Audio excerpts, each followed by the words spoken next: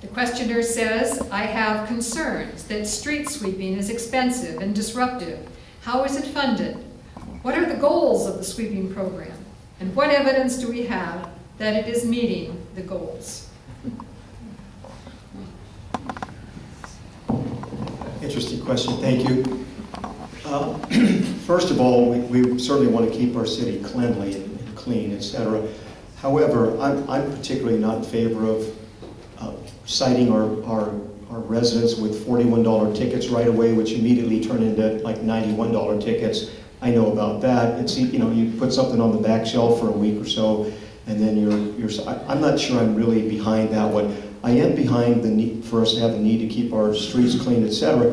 But here's something, it's not actually the law, as far as I can see, that we need to sweep the streets on a, you know, on a specific schedule and cite people when they happen to leave their car on the street because there's no parking in their driveway.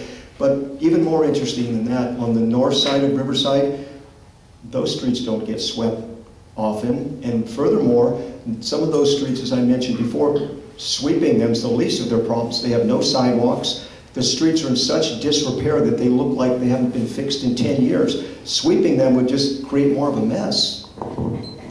Mr. Gardner.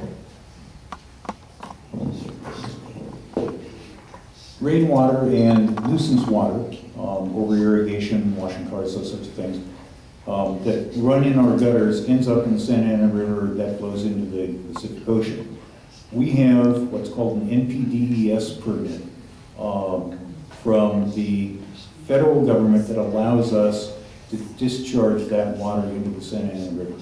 We are required to reduce the amount of total dissolved solids and bacteria that is in that water, also oil, petroleum products.